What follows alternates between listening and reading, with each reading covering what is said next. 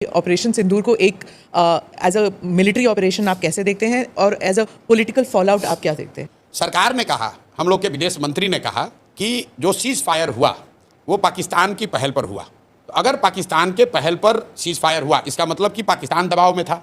तो अगर पाकिस्तान दबाव में था 1 दिन या 2 दिन के ऑपरेशन सिंदूर के बाद, तो भाई आप काहे सीज फायर किए?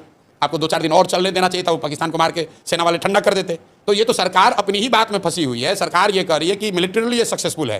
तो जब सक्सेसफुल था, पाकिस्तान घुटने पर आ गया था, आपसे सीज फायर के लिए रिक्वेस्ट कर रहा था, तो आपने सीज फायर किया क्यों? देश की जनता तो यही पूछ रही है कि भाई सीज फायर ये अचानक से क्यों हो गया? ट्रंप जी अपना अलग डफली बजा रहे हैं कि हमने अमेरिका से ही करा दिया। तो भाई ट्रंप की बात को हम क्यों मानेंगे? हम तो अपने देश की बात, सरकार की बात मानेंगे। हमारे देश की सरकार कह रही है कि पाकिस्तान के रिक्वेस्ट पर सीज फायर किया गया।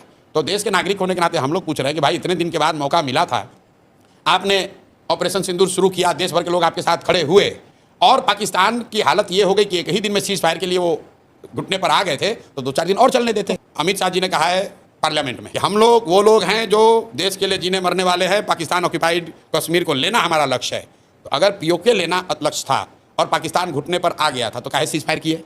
अगर बलूचिस्तान को आज़ादी दिलानी थी, पाकिस्तान घुटने पर था, तो क्यों समझौता किए? मतलब लोग तो ये पूछ रहे हैं कि भाई आपने सायरन बजवाया, प्रैक्टिस करवाया, तो हम लोग तो तैयार थे 2-4-5 दिन के लिए। एक ही दिन में काहे सीज फायर कर दिए? 2-4 दिन और चलने देते, पीओके ले लेते हम लोग, तब आप कर लेते। लोग ये चाह रहे हैं कि जब मौका मिल गया था तो पूरा ही साफ कर देते। बीजेपी के स्वयंभू नेताओं ने कहा कि अरे आपने इंदिरा जी को क्या देखा, हम तो पाकिस्तान को 4 टुकड़ा में कर देंगे, हम बलूचिस्तान बना देंगे, हम पीओके ले लेंगे। तो भाई कर लेना था।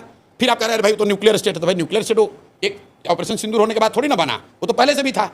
वो तो असेसमेंट मोदी जी जैसे विद्वान लोगों ने किया ही होगा पहले से। तो भाई काहे लड़ाई शुरू किए? और किए तो पूरा करना चाहिए। देश की जनता ने तो नहीं कहा कि हम लोग न्यूक्लियर वाले से डर रहे हैं। भाई बीजेपी को अगर आप मुझे एज एनालिस्ट पूछेंगे तो चुनावी नुकसान होगा जिस मैनर में ऑपरेशन सिंदूर को जिस मैनर में रोका गया, और खासकर ट्रंप के ट्वीट के बाद। मैं अपना अनुभव आपको बता रहा हूँ। मुझे किसी ने अमेरिका से भेजा उस समय कि ट्रंप ने ट्वीट किया है कि सीज फायर हो गया। तो मैंने कहा यार फोटोशॉप होगा, ये ऐसा कैसे हो सकता है? ये विश्वास नहीं कर सकते हो आप। स्पीच था उनका। हाँ नहीं, ट्वीट पहले, सबसे पहले ट्वीट आया था। तो मुझे ऐसा लगा, मुझे खुद लगा कि अरे यार ये तो हो ही नहीं सकता है। तो मतलब देश की जनता को ये लगा कि यार इतना बड़ा जब हम लोग तैयार मेंटली प्रिपेयर हो ही गए थे, तो 1-2 दिन 4 दिन एक उसको लॉजिकल कंक्लूजन तक ले जाना था। नहीं ले गए, चलिए उनका डिसीजन है, लेकिन नहीं हुआ। मतलब पॉलिटिकली वो खुद भी कह रहे हैं नहीं हुआ है। उसके बाद आप मोदी जी का बयान सुनिए। डैमेज कंट्रोल करने के लिए वो क्या कह रहे हैं कि ऑपरेशन सिंदूर जारी है, उसका फॉर्म बदल गया है। वो भी नहीं कह सकते हैं कि रोक दिया है, क्योंकि उनको भी मालूम है कि देश की जनता ये नहीं चाहती थी कि रुके। जिस तरीके से सीज फायर हुआ उससे बीजेपी को पॉलिटिकल नुकसान होगा।